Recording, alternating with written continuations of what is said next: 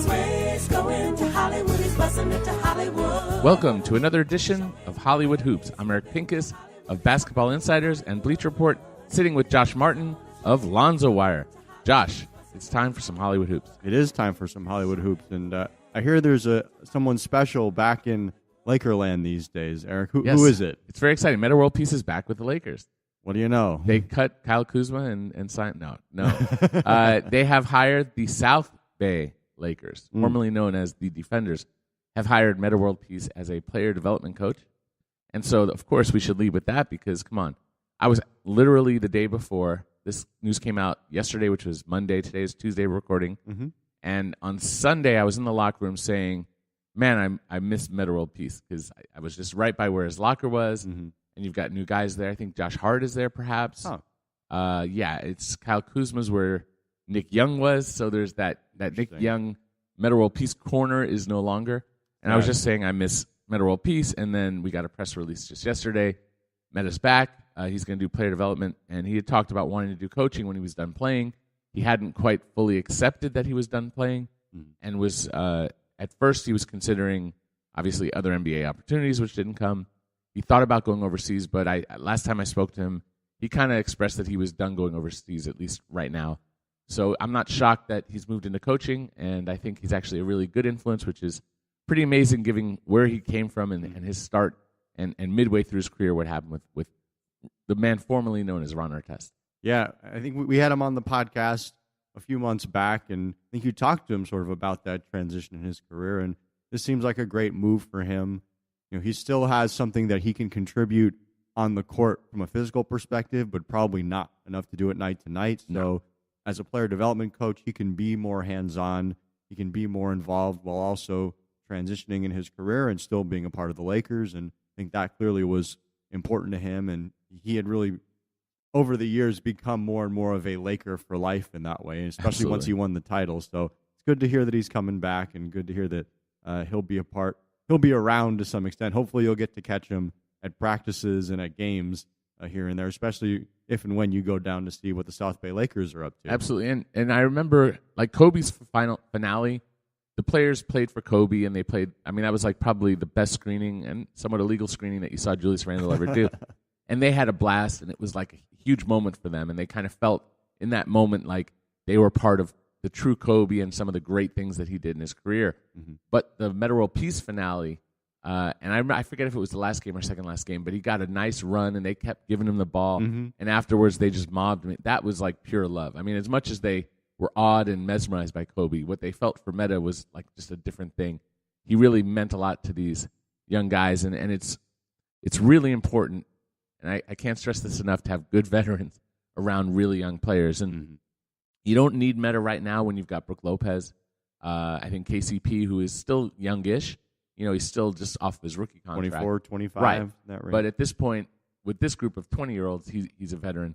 And there are a few other guys that are around this team that I think fill that need. But I just got an email. So while we're talking. And I saw the tweet. I didn't see the tweet, but I saw the email pop up. It says that the Lakers have exercised their team options on Brandon Ingram and Larry Nance Jr. So that's like a basic no-brainer. Those are the standard options for first-round picks. Mm-hmm. At this point, Julius Randle is at the end of his contract, so there's no options. It was a question of whether or not they would give him an extension before the start of the season. That didn't happen because of their cap space dreams. But they've just committed $5.8 million for Brandon Ingram for next year and $2.3 million for Larry Nance.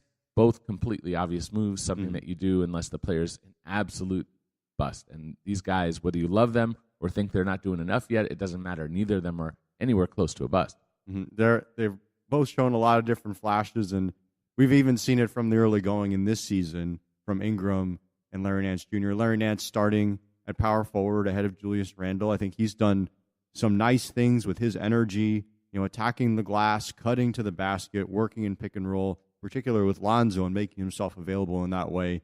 Ingram has been a little bit shakier, I think you could say, comfortably say that, he had that great game at Phoenix, but the Suns played about as much as a Matador might. So in the 2 games when he's actually gone against teams that try on the defensive end, i.e. the Clippers and the Pelicans. The Pelicans, by the way, they defend pretty darn well. I was, to a certain extent, at least in the first half, right. I was impressed with it. But coming off the Suns game, I think that was bound to happen. But in Ingram's case, I think there are some concerns there. I know that for me, watching him and just trying to process what he is as a player right now, it's easy to forget that he turned 20 in September. He's gone from a twig to a stick, so that's an upgrade, but we're still not talking about a super strong guy.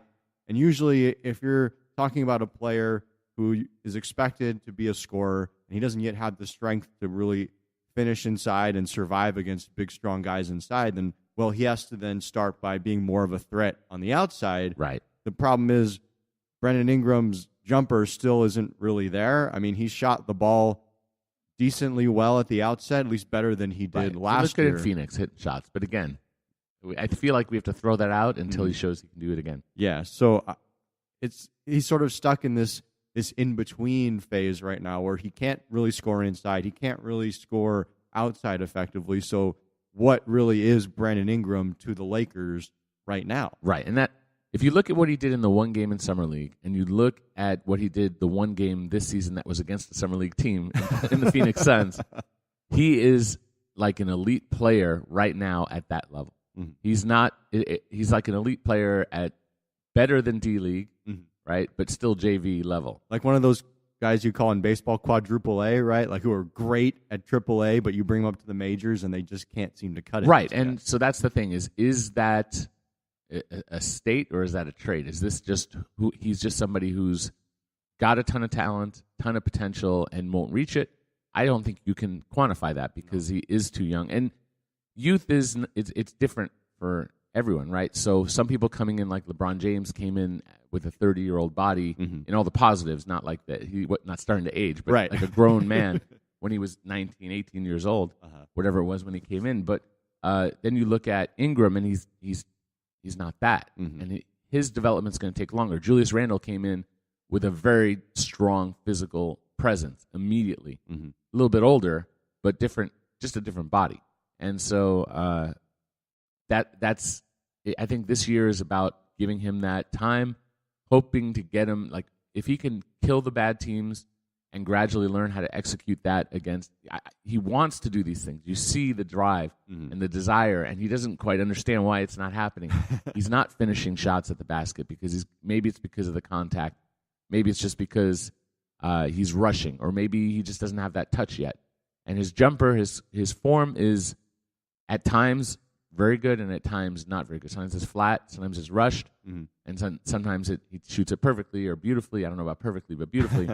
And so I think that's a work in progress. And then if you're until he gets really consistent with his form, even when he's tired, even when he's rushing, then that shot's going to be inconsistent. So there's a lot that they have to do. But it's been great, Josh, because we have a chance to actually watch games. This is our first podcast since, because we recorded last Tuesday before games started. It might have gone live Wednesday morning after games started, but we hadn't seen any games. So what are your impressions? Let's finish. We'll talk a little bit more, maybe even a lot more about Lakers, and then we'll get into some Clippers because, of course, the two played each other, so we'll touch on that. And then maybe some other thoughts around the league. But what are your thoughts on the Lakers as a whole? Very much a work in progress. Very much you can see, I mean, obviously starting with Lonzo as a young guy who is finding his way, and when given the opportunity has been able to find his way pretty well. You know, the Suns let him do whatever he wanted pretty much. Eric Bledsoe looked pretty clearly like he didn't want to be there, and he made that clear on Twitter not long after that. So, but they've shown some flashes. Their young guys have shown some flashes, but those have been very intermittent. I like what a guy like Andrew Bogut has given them, a little bit of something on the inside defensively, because Brook Lopez is a big body, but he's not the type that's going to really impede guys from getting to the basket. But there's been some good aggression. There's been a lot of youthful mistakes. I think that's what you expect when you're dealing with a young team. And I think Luke Walton is still trying to figure out what he has and how best to deploy that. I think part of that does come down to a guy like Ingram, who what you want him to be, but he can't really be that. And I think there's got to be sort of an intermediate step for the Lakers of, well, if there's certain things he can and can't do now, then do we let him out there and have him keep trying to do the things he can't do? Or do we say, hey, why don't you focus on this, that, and the other? Why don't you focus on defense, maybe playmaking a little more, cutting to the basket instead of shooting? Being the pick and roll ball handler, which hasn't really panned out yet. But I can argue it both ways. I could say keep working at what you're going to be and it'll click. Exactly. Or you could say work on something else and wait, but you're not getting those reps and you're not learning. So that's a coaching decision. That's a player decision. Where are they together? Might be a general. Maybe the management has some say on that. But I look at a game, whether if it's a success or not. Did the team have a chance to win? Yeah. Right. So the first game they were terrible against the Clippers, and I thought, and we'll talk about that a little bit in more detail as we go. But I thought that the Lakers, their young guys, looked like they were playing their first game at Staples Center on opening night to a big, probably sold out crowd. I didn't check, but I'm assuming sold out. And it was on national TV, and they looked like that. I mean, Kuzma rushed his shots. Lonzo looked like, wow, this was overwhelming. Yeah, like a whole pack of deer just showed up in the middle of the road. They're human beings. It doesn't. I mean, this is not like 2K, right? It's like they're not video games. They're not simulations. These are human beings who are going to have that. So they go the very next day, and suddenly they're like, okay, we're past that. Now we're at some building, and because they played in other gyms. It wasn't spotlight was off. They'd already gotten those jitters out, and they played their best brand of basketball. And maybe that'll be their best game all year, right? Although they still almost blew that one in the final minutes. But again, that's learning. You're going to do that. Like Larry Nance fouling in a moment that led to a 3-point play when all you had to do was, the guy ran right into him, but you got to know that's what they're going to do. So then they get to the third game, which I thought would be more of an idea of like where they are. But I spoke to Josh Hart after the game, and I was like, okay, you've seen guys like Drew Holiday, DeMarcus Cousins, Anthony Davis growing up. And, he's been around for a while because he played a lot of college. But what was your impression in person that was maybe different than what you thought? And he said, DeMarcus is big. Cousins is big. You could see it on TV, but you don't see it when you get out there. He said he felt like a little kid playing like with a grown-up. I mean, yeah. and that's reality, right? Like it's kind of the Lakers as a whole. You're playing these elite talents, and Lonzo Ball has never seen these guys. Kyle Kuzma's never seen these guys. You start going down the list of the rookies or maybe the second-year players have. But in the case of like Lonzo, Drew Holiday is a really good on-ball defender. He's always been one of the better ones up there. I don't know where he is in the analytics, and I don't know where he is in like a ranking. If you said top 30 starting point guards, I would say he's probably not Patrick Beverley, number one, but he's certainly not like I was going to say one other. I don't want to upset people. I was going to say D'Angelo Russell, and now I'm like, oh, man, I see it. Eric's killing D'Angelo Russell. He was not a great defender. The numbers show that. He's a better, just like Lonzo at this point, those guys are better off the ball. And D'Angelo's killing it, by the way, in Brooklyn. And I think we should talk about D'Angelo before the podcast is over. We will. Okay. But you're playing against Drew Holiday for the first time, and that takes a minute. You're playing against DeMarcus Cousins and Anthony Davis. That's a trip. And so, and then one more factor, they had never really played yet, not even once, I don't think, or maybe in some scrimmages with KCP, Brooke Lopez, Larry Nance, Brandon Ingram, and Lonzo Ball. First time. Not in any game situation. I assume that happened in practice, but you would think. Right. But I mean, that's the reality is that. So when you just plug and play guys who've never played together, you get unpredictable results. Example is the lineup that completely dominated the Pelicans, which had Josh Hart and Clarkson at point guard, and it had Ingram first stretch, and it had Randall in there. And they had Randall in there at center, and they had who was I'm missing one. It was Corey Brewer, right? Yeah, Corey Brewer I think was in there for a time. I'm trying to remember the fifth. Kuzma, Hart, Randall, Clarkson, Ingram. Right. Yeah. So then Ingram got his fifth foul, and then Lonzo. And then they brought Lonzo. Right. So and then, of course, everybody's like, "Oh, they all came back while Lonzo was sitting, and then they lost when Lonzo was out there." They were running out of steam. Like I visibly saw, okay, they're starting to miss shots. Like it's starting to slow. And then Ingram got his 5th, and that changed the dynamic a bit. And I don't put that on Lonzo. Lonzo did not have his best game, certainly. But you put all those factors together, playing Drew Holiday for the first time, DeMarcus Cousins, and then playing with a group that's never played before, they came out flat. I get that, right? I mean, it took a minute to figure out how do we play together. And while you're trying to figure out how you play together, how do you build that chemistry, you're going against two of the best elite big men in the entire NBA. And so they got killed. And Randall was terrible in the first half, by the way. Oh, my God. I don't know. He was just getting schooled. Right. Yeah, watching that. Marcus was taking him down. AD was taking him. Like, they made him look small and ineffectual. And I think that's sort of been the issue for Randall in the early going, is that he hasn't taken the bench assignment very well. At least it hasn't looked that way. And I think finally in that stretch in the second half against New Orleans, you saw him kind of pick it up and realize, it doesn't really matter whether I start, come off the bench, what my role is. I just have to be a star in my role and make the most of it. And he actually played well. He was aggressive. He was taking it to them a little bit. Defensively, he was getting after it. And it's like, yeah, that's what you have to do in the NBA. You have to bring it. You have to play hard, especially if you're sort of an undersized guy like Julius is for the most part against most other great bigs in the league. Right. I mean, I don't know if it's just like he was in a daze in that first game. Mm-hmm. He was a daze. I'm trying to remember the second. I barely noticed. I think he played like 13 minutes in that. But in the first game, he came out and Luke pulled him, and they had words, and then he put him in a few minutes later.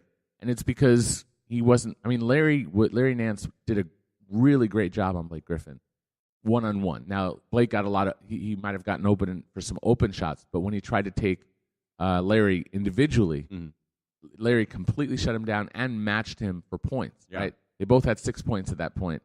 And if you said Larry Nance matches Blake Griffin, then you say the Lakers win if it's an entire game. Right? Yeah. But then Randall came in and it was like Blake was playing in an empty gym. Mm-hmm. And when he was guarding DeMarcus initially, it was the same thing. There's plays where he just literally drove right by Randall and got a layup because Randall just didn't stop him at all and gave no effort. Again, wasn't in that defensive stance, was standing too high, all the things that he can't do. And so now suddenly in that stretch, he played like the guy that he needs to be, a guy who can switch onto guards, chase them down, and block them from behind or on top of them. And then, he fought, like we talked about with Josh Hart, saying Cousins is a beast. That he went toe-to-toe, physical strength. And, yeah, there's a little bit of a height difference there, but they had the chance to win. And so that kind of – the Lakers have played 3 games. Mm-hmm. The first game, they were terrible, and that might have something to do with the Clippers being pretty good too.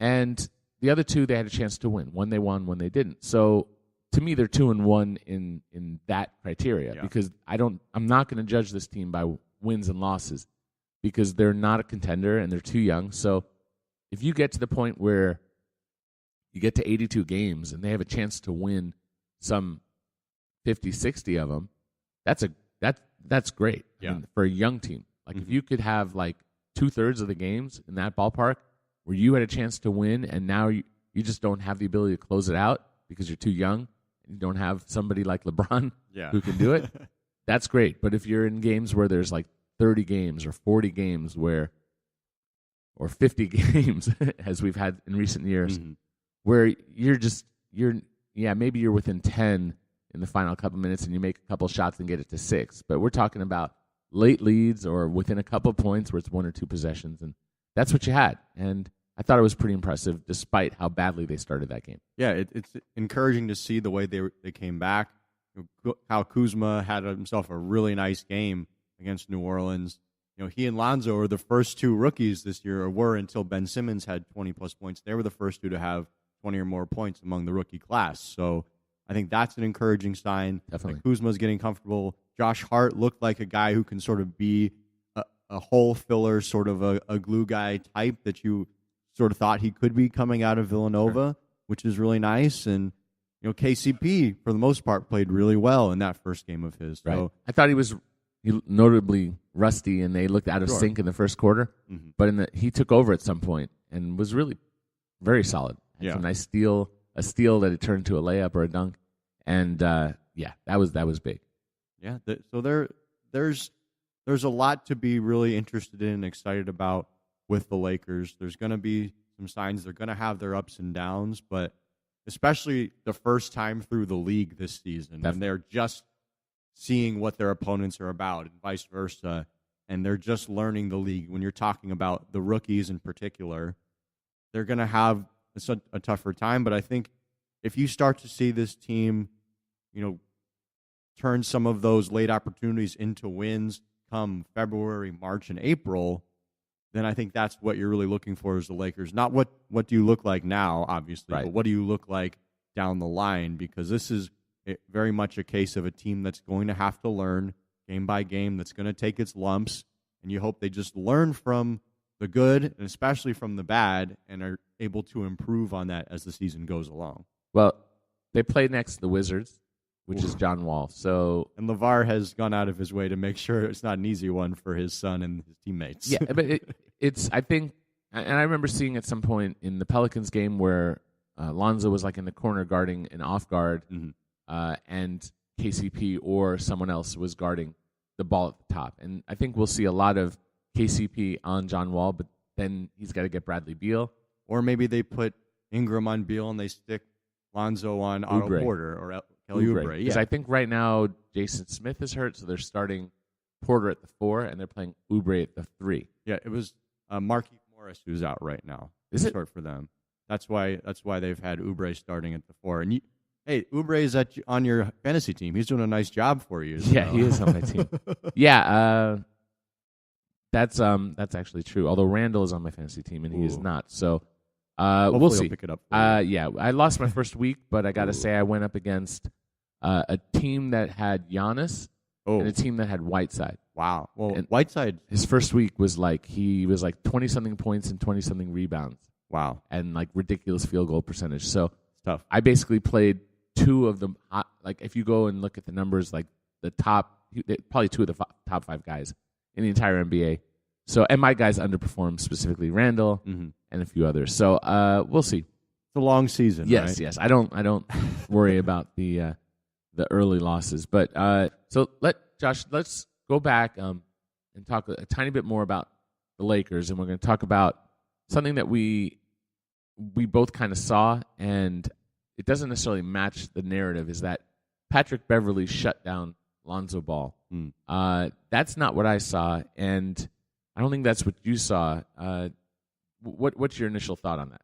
I mean, look, Patrick Beverley didn't make things easy for Lonzo. He was up in his jersey in a lot of instances. He definitely made him uncomfortable. But Lonzo, as I'm sure you noticed, and we've noted this, and some other folks on Twitter have as well, that Lonzo was still able to get around the floor where he wanted to go, where he needed to go for the most part in the half court. And that's what I think has been most surprising about Lonzo. People want to rip on him for the shooting or this, that, and the other. It's like, well, consider how good he's looked in the pick and roll already for a guy who did not run a lot of pick and roll in college. So he came in and everybody's like, well, can he do pick and roll? Well, his numbers in the pick and roll, limited as they were in college, were still pretty darn good.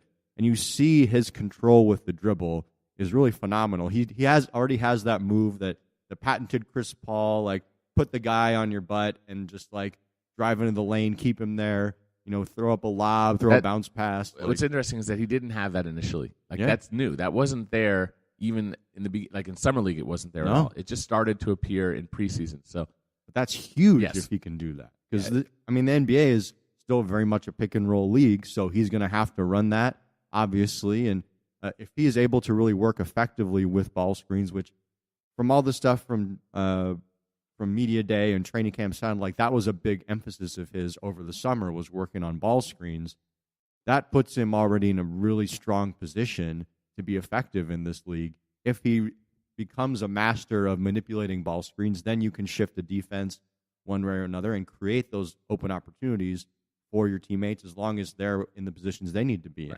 Well, what we're going to see is teams are going to switch instead of having the guard go under or over the screen. You don't have to go over with Lonzo Ball because you don't trust his shot. So that's what Phoenix, they were going under or they weren't coming out, and then he was left open and the shot was there. If the shot's not there, they're either going to go under the screen or they're just going to switch And so then it becomes how is Luke? Who are they running the pick and roll with? Do they have someone else who can attack the switch? If a guard is going on Kuzma, can he attack that, etc.?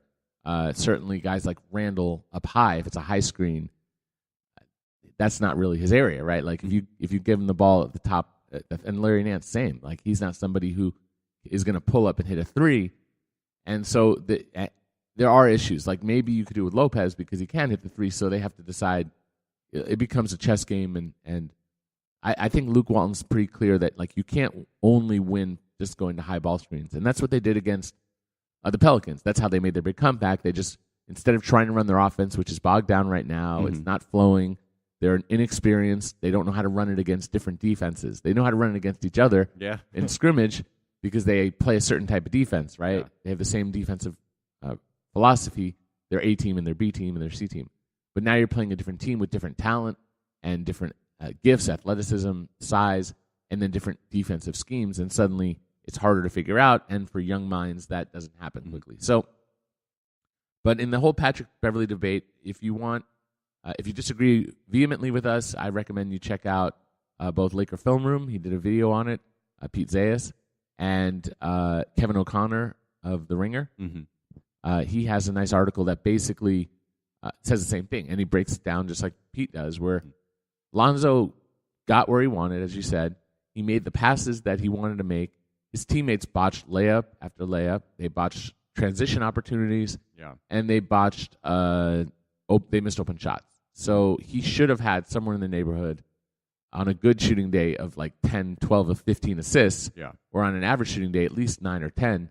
And then, he didn't shoot well, but like I said, I knew he wasn't going to shoot well, just like I knew Kuzma wasn't going to shoot well because it was that opening night. And Beverly did get the best of him in that one play where he got the strip and rip away and ripped it away from stole it.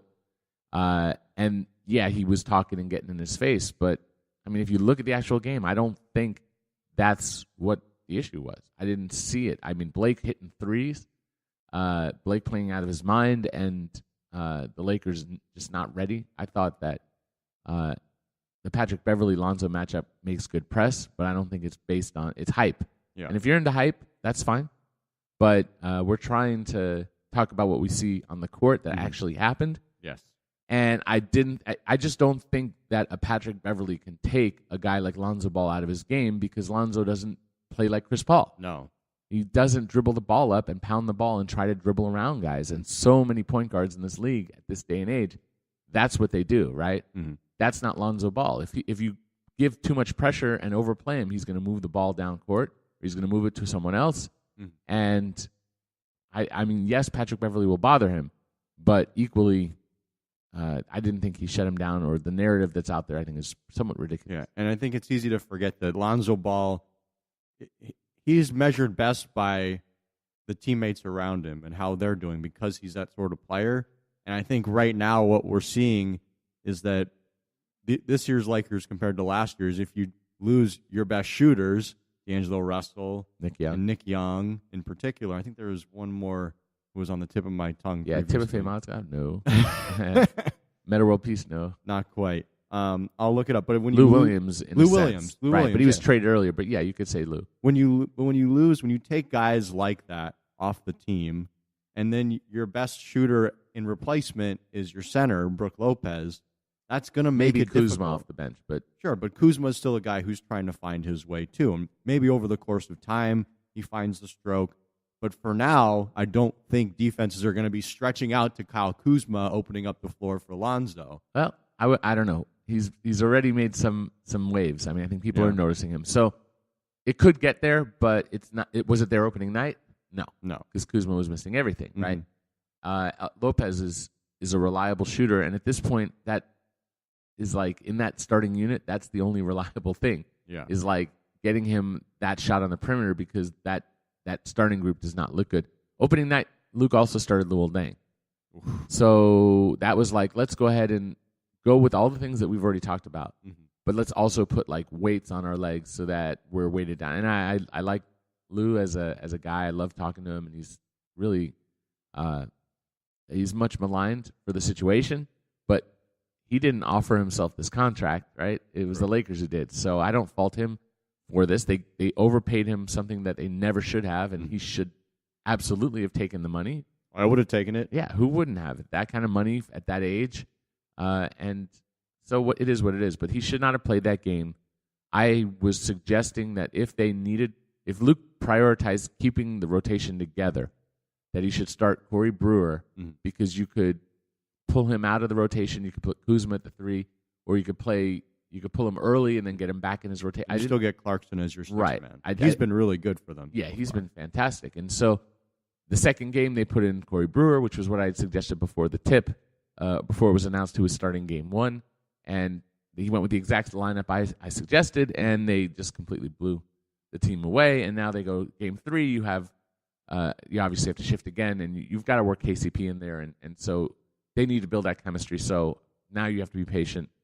Except, and when we did our preview, we talked about how hard the Lakers' schedule is early on, and once they get to 2018, it's actually a lot easier. Yeah. Just based on the kind of competition and pacing of who they play and when they play and where they play, back-to-backs and that sort of thing. So this is going to be a tough learning process, I think, over the course of the next couple months. Yeah, I mean, if you look just the rest of this week, they play Washington Wednesday, so that's your Wall and Beal matchup for young guys, and just a good team in the Eastern Conference that has playoff experience. Friday, you're going up against the Raptors with Kyle Lowry and DeMar DeRozan and Serge Ibaka up front. That's a veteran team that has been to the conference finals, been to the playoffs a bunch. And Saturday, right after that, near the Lakers, this is the killer. When you go to one of the mountain teams, they go to Utah to play the Utah's Jazz. good this year. Yeah, Utah's got a really good team, and you figure Rudy Gobert is going to abuse the Lakers on the inside. And obviously, a guy like Ricky Rubio is not as tough of a cover in some respects for Lonzo as some other guys, but he's still obviously Rubio's having a good year. He's on my fantasy team too. Oh, see, there you go. But he's a phenomenal passer. He's gotten better as a shooter, and he's a really nice fit there in Utah with what they have. So it's just trial by fire for this group, as it is trial by fire for every young team in the NBA starting out here. And so you have to expect that there's going to be some burns, that they're going to have to lick their wounds for a bit, but you hope that they come out the other side stronger for it. Absolutely. Josh, what's your take on what Bogut has given them? Because he didn't play all preseason, and now suddenly he's in the rotation. He's like Zubats is actually inactive all this time. He's not even in uniform. Yeah. But what's your take so far on what Bogut has brought? I like what he's brought so far. He's decently mobile still. He brings at least some toughness and strength on the interior defensively. He sets good screens. He's a good passer. He's a smart player. He's a good teammate. And I think you need guys like that to fill those kind of holes on a team like this with the Lakers, especially if you're talking about a team that is so much oriented or is trying to be oriented around a player like Lonzo Ball. You need a good screener to go with him. You need someone who defensively can be a factor around the rim.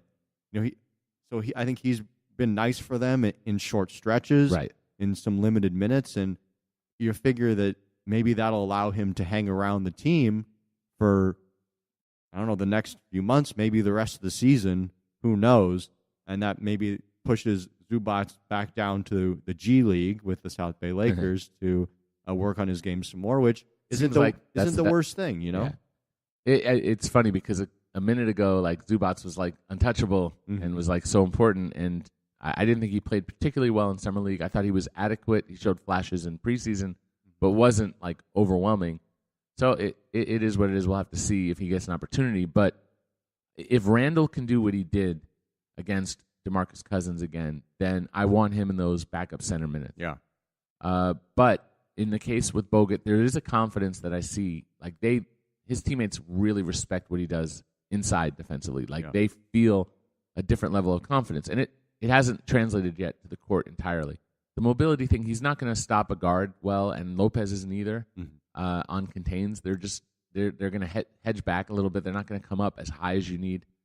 And so if they're playing against guys who can shoot like Bradley Beal, then they're going to get roasted. So it depends on who you're playing against. If you're playing against a team that doesn't have great shooting, you want Bogut out there. If you're playing against a team that has guards that need to be contained, it's got to be Randall or Nance or Kuzma at 3-4.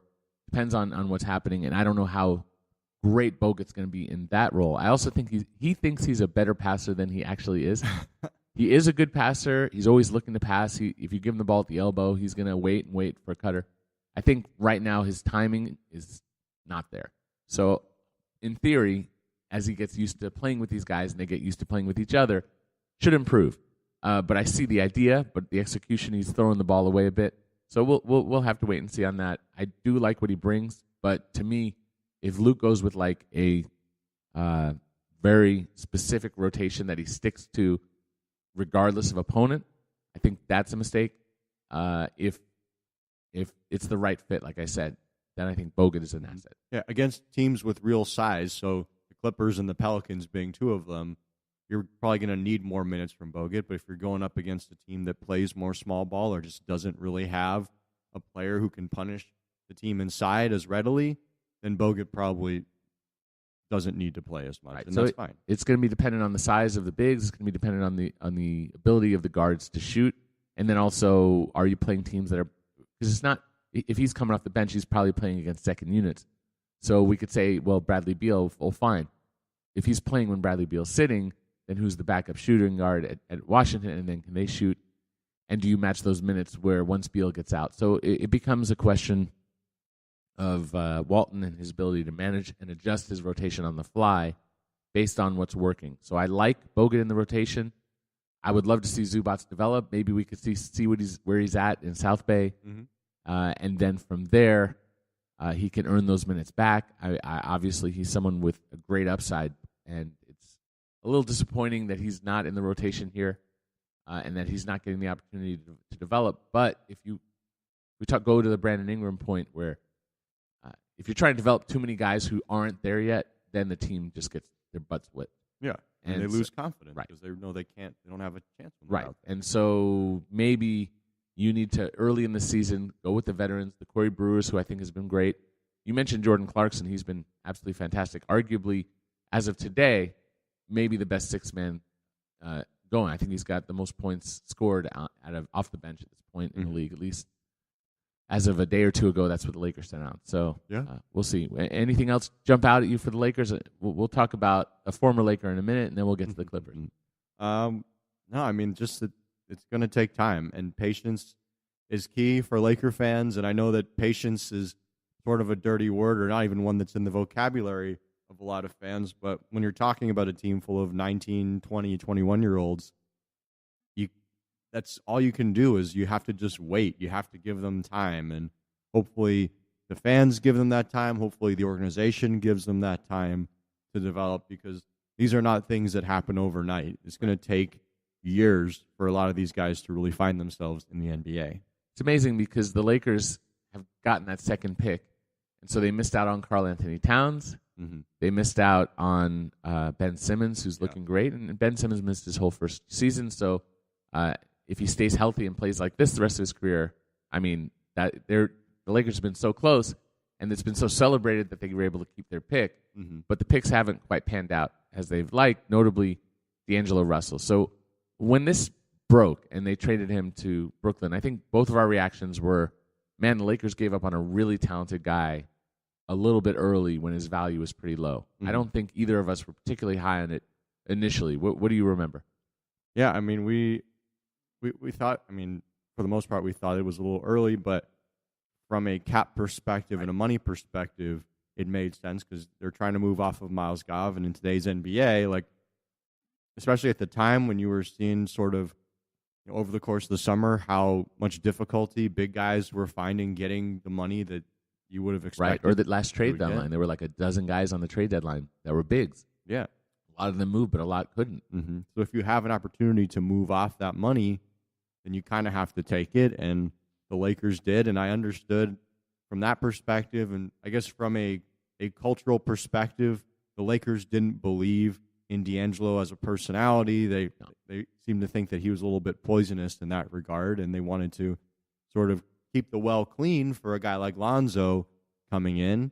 So they moved off him, and I'm not surprised to see that D'Angelo is doing well in Brooklyn. Like, he has plenty of motivation to be out there playing hard and playing well and shooting the ball well and just giving his all to the team, averaging 21 points, 7 assists, shooting over 50% from the field right now, at least through his first 3 games. We'll see how that how well that holds, if it holds. But certainly when you see the Lakers play offensively in particular, you could see where they can use a player like D'Angelo. That's what they're missing, is a guy who can really get a shot off and a reliable and a scorer and secondary playmaker. Right. And that's when we were talking throughout the summer, even before the summer, because we weren't sure if the Lakers even had their pick. We had a ton of guys on, like Sam Vecini. I think we had Mo Akil and a number of other guys that we talked about would Lonzo and Ball fit together. And the answer that we at least came up with was defensively it would be questionable, but offensively it would be really fantastic, or at least the potential could be just tremendous. Yeah. And the Lakers clearly didn't agree. I get it from a cap perspective, as you said. Like, it was the right move if they get 2 max guys next summer, which they're not even in that ballpark yet. They're close. They're about like $15 million short, roughly. Mm-hmm. But let's say that they land LeBron James and Paul George. Okay? That's a big if, right? Yeah. We're just throwing that out like it happened, right? And now you've got this great team around them, and it happened because you traded D'Angelo Russell. And D'Angelo Russell goes on to have a great career in Brooklyn. Wherever he ends up, he's either an all-star or near all-star. But the Lakers have this high-powered team, and maybe they do special things. Maybe they win a title, maybe they don't. But they're suddenly going from winning X amount of games to being, some people will say, well, that it's a short-term thing because LeBron only has a few more years. Maybe so. Maybe you'd rather have D'Angelo Russell. Some people would maybe have D'Angelo Russell than Paul George and LeBron James. I don't know. I bet there are some people who believe that much in D'Angelo, and I'm not going to argue with them. If that's what you believe, fine. But if the Lakers did this move for cap space and they don't get what they are hoping to get, which is very possible, then you just dumped one of the best young players at his position in the league. And I say that as, to me, he's a 2-1 and not a 1-2. He was kind of pegged as a point guard, but he'd never played point guard really in his life in Ohio State, in high school, etc. He was really an off guard who could pass. If they dumped him for nothing, their number 2 pick after all that pain and all that they went through to get that pick, that's a shame. As far as personality, I never thought D'Angelo was a bad person. I found him to be difficult in conversation. He didn't give a lot of himself.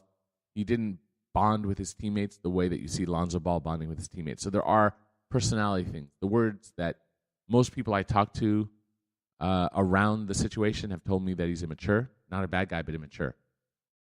So be it. Yeah. Maybe. Who knows how I would have handled it, if Lonzo comes on the team and the Lakers say, hey, Lonzo's our point guard now. You're not going to have the ball in the same positions or quite as much. How does D'Angelo, as a not as mature guy? I think he handles that.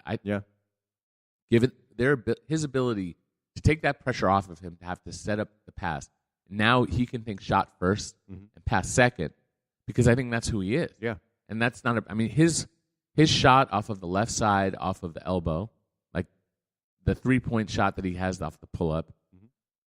This is a really talented shooter and a guy who wants to get a shot up. Now, he wasn't always consistent, and I think if you look back, the people who love D'Angelo will remember how great he was in the great moments.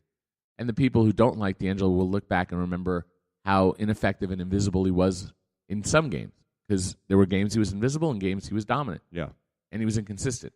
So memory's a funny thing. So the reality is he wasn't great yet, but he had that potential. And now we're seeing in Brooklyn, he may be great. And Cap Room, as they say, has never made a basket, never scored anything, never hit a game winner. Yeah. So we've got a lot of time to see what happens. But right now, with Russell Westbrook taking that extension, the options maybe dwindling, who knows? Maybe the Lakers have made a catastrophic error here. Maybe they're overconfident in this cap room thing, and maybe D'Angelo Russell is that one move that they make where they go, wow, we had this guy. How did we let him go? Because, look, if you're LeBron and you're keeping tabs on the league and you're looking at the Lakers, are you looking at them as a viable destination? If you only have a choice few years left in the league, however many, are you going to hitch your wagon to Brandon Ingram and Lonzo Ball and a young team that's trying to find itself? Well, if you have 2 stars and LeBron is more focused on his next step beyond basketball.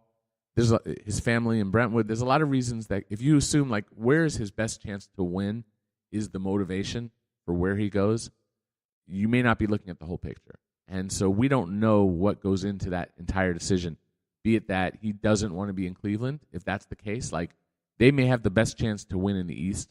They may have the best chance to take out the Warriors, but that may not be where he wants to be because of feelings he has towards the owner, towards how they handled Dan Gilbert letting the GM go, towards anything. We just don't know. He left Miami and they were still a viable contender, right? So we just don't know. And so I'm not going to put it out there and say he's coming or going, but there aren't a lot of places he can go that have money to get two guys. He can go to Philadelphia and join Joel Embiid.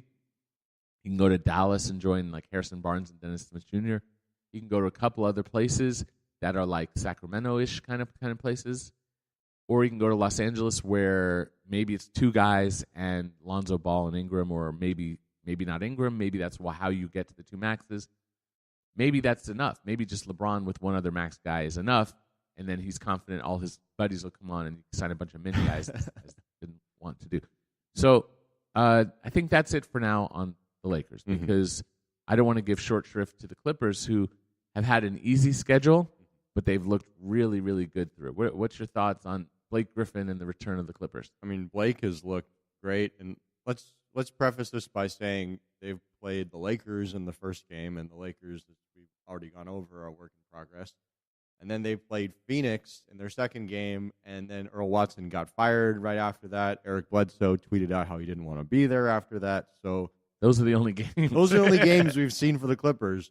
And in the second game against Phoenix, they lost Milos Teodosic to a plantar fascia injury in his left foot. There's no timetable for his return.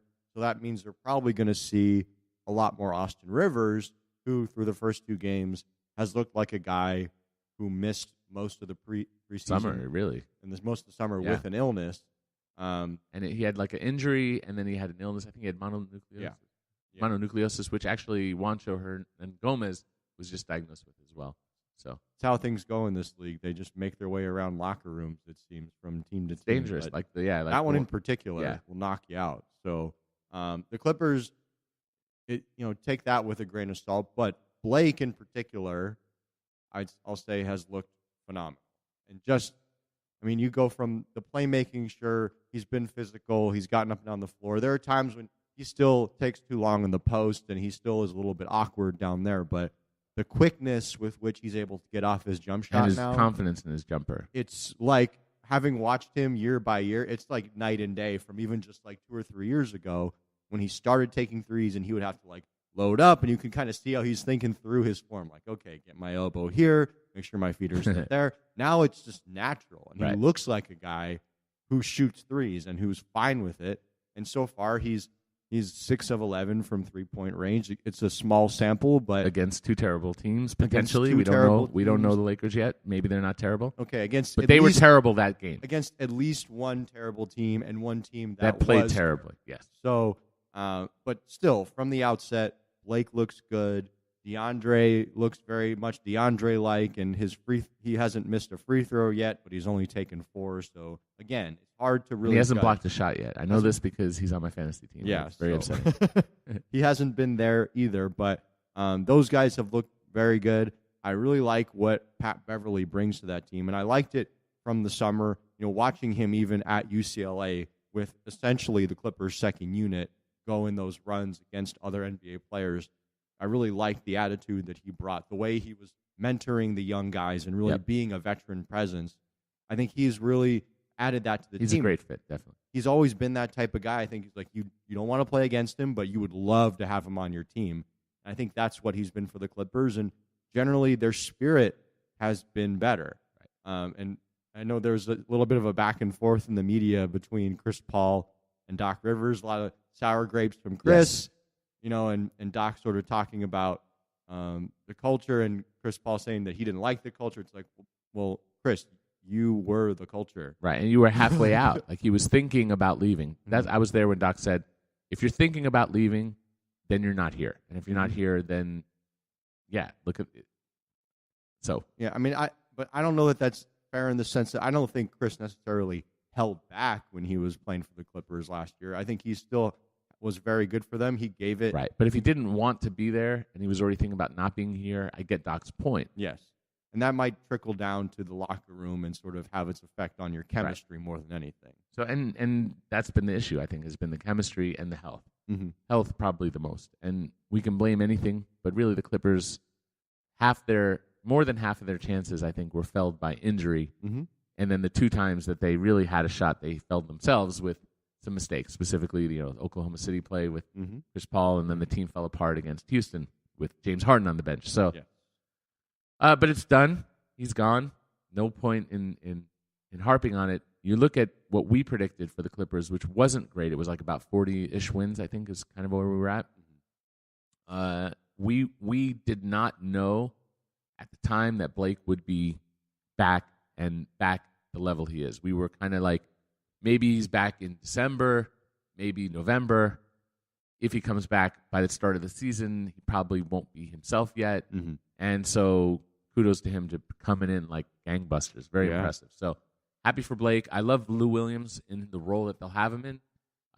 This is a team that doesn't need a ton, but if you have somebody who can legit score like Lou Williams can, that may be enough for the Clippers, because you've got DeAndre doing what DeAndre does and Blake, and that group can fall flat, and the Clippers can get stuck historically where they just can't get buckets, or their bench can't produce, and now suddenly you got Lou Williams, he's so good at scoring, individually scoring, right?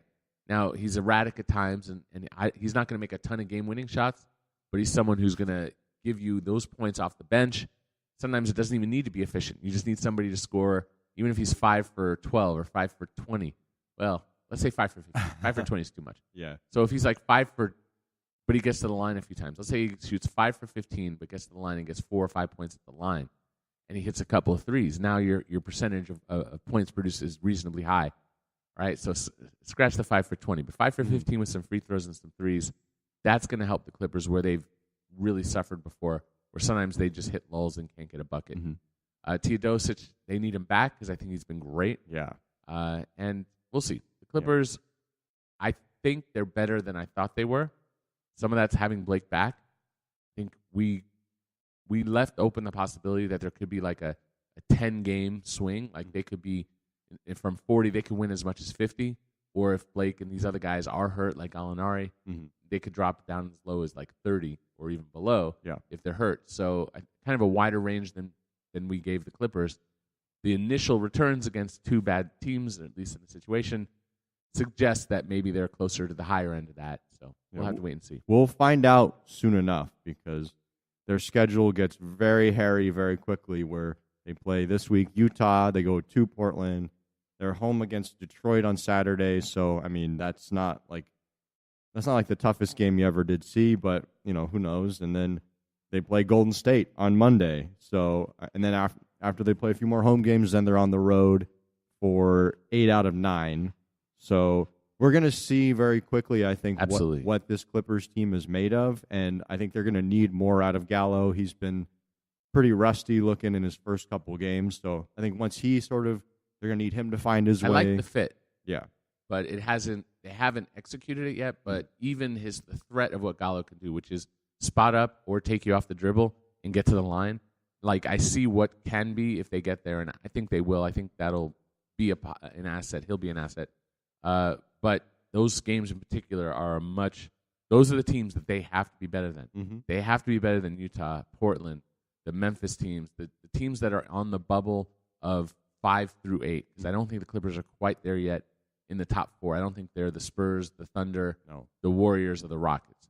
But let's say that if their goal is their goal may be higher, but if we give a reasonable goal of 5, right, be better than the Wolves, be better than the Jazz, you have to beat these teams in particular, because it's otherwise a loss on your column or a loss on their column, and they're going to add up very quickly. And neither of those teams are the Lakers or the Suns.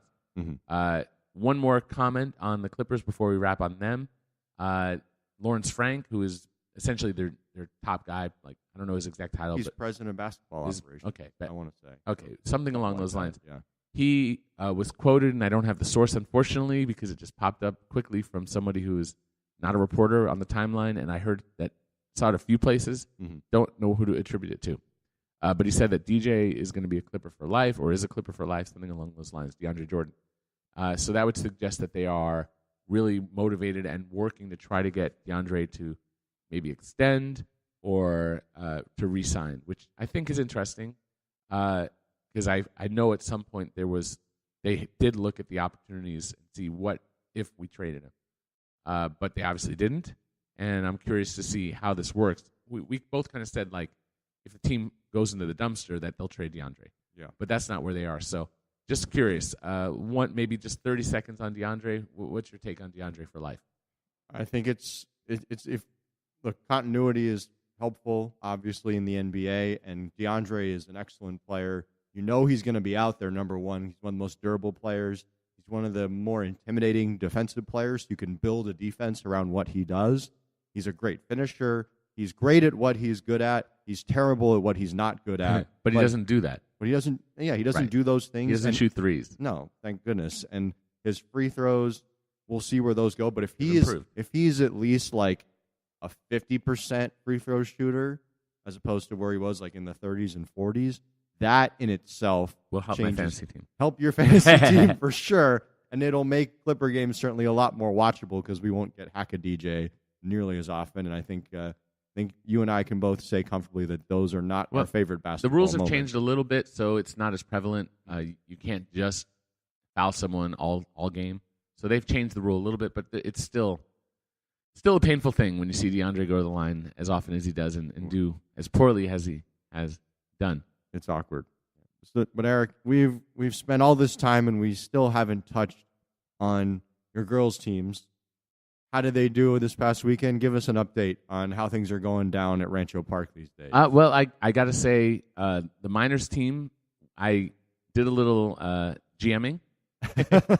Well, we had one girl who never showed up.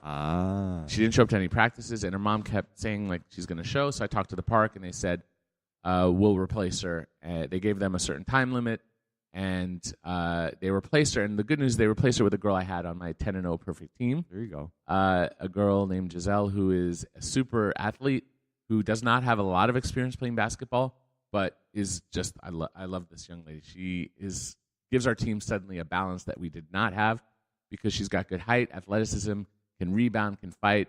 I can tell her, don't let that person get the ball, and she knows how to play denial really well. And we just didn't have that balance because we have a smaller team. Yeah. And so now we've got like what I think we need. We're still, that team that went 10-0 had like 4 or 5 scorers, which is like a huge luxury at that age. Like the Warriors of girls minor league basketball. Apparently so. I didn't even realize how good we had it. But we had Andrea, who's an all-star. We had Ashley, who's a big-time scorer. We had my daughter, Kayla, and Madison and Sophia. Right, yeah, so who's our bruiser, right? Mm-hmm. So we had 5 scorers. Now we're down to 3 scorers, right? Mm-hmm. The rest of the young ladies, I love their effort and what they will bring, and some of them are less experienced, some of them are more. But we really have 3 girls. So what that meant for my young daughter was 21 shot attempts in the game. Oh. And the other guard shot like close to that. And Sophia, she didn't get as many shot attempts because what I'm teaching her, which is really fascinating to watch, she's super strong and stronger than everyone else. So I'm teaching her drive, and I don't even care if you get it. It's not about the shot. It's about making them foul you. And the last game, she started to do it. She drew fouls because they can't stop her. So she was doing like, I'm dribbling here to the basket, but someone's there, so I'll stop and dribble out, or I'll pass because someone's there. And to teach and to see like a young person learn, like, no, drive through them. Drive right where they are. And if they call a charge, look, you're going to get 20 to 30 personal, like blocking calls before the league ever calls a charge, right? It's just not going to happen. Mm-hmm. I mean, she'll have to really like bowl someone over. And sure enough, I mean, she only made like 2 shots, but she scored like somewhere in the neighborhood of like 10 points or something like that, right? So she's struggling this year with her putbacks, but now if I can get her to the line. And then my daughter, she, for the first time in her life, like, is getting to the point where now it's like, oh, I can just dribble through everybody and go take a layup, and there's no one who can stop me from that. But to do that, like that, the finishing doesn't happen because when you're driving for a layup in practice, you look at the basket, and it's to teach a young person. Initially, they're looking at their hands when they start. This is for just development, boys, girls. They look at their hands. Then what happens is they trust their hands, but they still have the habit of looking at their hands. So they look at the basket, and their brain's computing where to shoot it. And then at the last second, they look down at their hands, and then they look back up, and now their brain has to like recompute. Wait, where are we? Mm-hmm. Where are we shooting? Right? So my daughter's at a point where she doesn't need to look down. She just knows where the target is and can shoot. But now it's different, and this is something in the NBA. This is like we're dealing with Brandon Ingram type issues. Is driving to the basket, you're looking at the target, but you also have to see where all the other people are. Where are they swiping at you? And that's a peripheral vision thing where your focus is on the basket, or it depends on the player. It depends. Can you see the basket? Can you measure up the shot with your peripheral vision and see the defenders with your primary vision? So those are the kind of things that individual guards have to learn, and it doesn't happen. So she kept breaking layups. Mm-hmm. She made one really nice one I posted on YouTube. She had a nice a steal, cross, and layup, which was great. Nice. I tweeted it out, I think. But that said, like from a basketball perspective, seeing the development of this young lady Sophia, who's learning like I'm stronger than everyone. I'm going to drive, and I'm going to drive through people and draw contact, and learning how to do that. Or in the case of my daughter, she can cross and get around people. Mm-hmm. And get to the basket, but now you've got to like look and see your target, but you've also got to, it's not an empty gym, so you're going for the layups, but now people are in your way, you're getting around them, and you have to deal with their hands. So, but it was a blast. And the Majors team, just a quick thing, they lost by 1 point, so much better than the first two. We're 0-3. It's a younger team. We have 3 10-year-olds playing against 12-year-olds, right? But what a great game. So happy for how well they played, and we got the stop we needed. One of our guards had a breakaway and someone just came and caught up and poked it out. And that's rough. But I wanted them to win for them because how much better they got from the first game, which was kind of like the Lakers versus the Clippers, to playing like they played a good basketball game. We were down 6 at some point, but never more, I don't think. Okay. We were always right there. We had a lead. We competed. We trusted each other. They did everything. They went away from the offense at some point. Early on, they got some shots in the offense. Yeah. And then they like forget like how to do basic things like just run, go to the wing. Mm-hmm. And you have 2 people go to the same wing kind of stuff. Mm-hmm. But that's what happens when they're young. So that's more than I meant to say, but Majors team really happy with their improvement. The minors thing, I thought, just learning, just seeing the development it relates to the NBA because you see how players develop, like Ingram, like Lonzo Ball, like Kuzma, although he seems a little bit advanced. And you see like their development, and yeah, they're grown men, but we're talking about 10-year-olds versus 19, 20-year-olds. There's a big difference, but it's the same thing. They're still young players who are experiencing their first time you're playing against DeMarcus freaking Cousins, right? Or Drew Holiday, who's, that's, we're UCLA guys. Or Anthony Davis. Right, there. Anthony Davis, geez, right. And it's not something that you just can do. It's a learning thing. Even it doesn't matter what your skills are until you experience that, until you have to fight like Julius Randle did with DeMarcus Cousins in the post, which was really inspiring to watch, like how hard he fought a bigger, stronger guy, although the strength thing we maybe are equal. It's inspiring to see that, especially for a guy who has played so poorly the first 2.5 games of the season. And for the Lakers, I think it's really important and hopeful for them that Randall takes that inspiration that he played and continues that, because now he can be an important part of what they're doing, because as of the first 2 games, he did not look like that. Mm-hmm. He's going to have to be, and I'm sure things will get better for them. They'll get better for your girls' teams. But, Eric, we're going to have to wrap this up here, so I'll take us out here. Everyone, thank you so much once again for joining us on this episode of Hollywood Hoops. He is Eric Pincus of Basketball Insiders and Bleacher Report. Find him on social media at Eric Pincus, EricPincus. I'm Josh Martin of Lonzo Wire. Find me on Twitter at Josh Martin NBA. Find Lonzo Wire at Lonzo Wire on Facebook, Lonzo Wire, LonzoWire.usatoday.com, Lonzo Wire, Lonzo Wire, Lonzo Wire. Yeah, if you can't get enough Lonzo Ball in the Ball family, it's a great resource for finding out what's going on. And I'd like to doing think a great so. job with it. I'd like to think Definitely check it so. out. But anyway, so that's that. Find Hollywood Hoops on social media at Hollywood_hoops. We're going to be having some fun little goodies hopefully coming up for you guys soon. We'll let you know. We'll tweet it out once those things are up, and they should be up. Hopefully we'll start seeing them for the next week or so. But in the meantime, go to wherever you get your podcasts, iTunes, Google Play, Stitcher, Megaphone, whatever. Subscribe, leave us reviews. Hit us up if you have questions or you just like it, like the show, and you want to let us know. We're always happy to see your love out. And of course, I'd be remiss if I didn't mention that we are hosted, as always, by almightyballer.com. So go there. They've got a lot of other great podcasts to check out. That's where Pete Zayas has his Laker Film Room podcast. There's a lot of other great podcasts there. And to all you out there who have some sort of product or service that you'd like to market, we still have plenty of bandwidth to include you guys here. So please hit us up on social media, however you'd like. We'd be happy to talk to you about sponsorship opportunities. But that's it for today. Thank you all again, and we'll hear from you and talk to you next time on our next episode of Hollywood Hoops.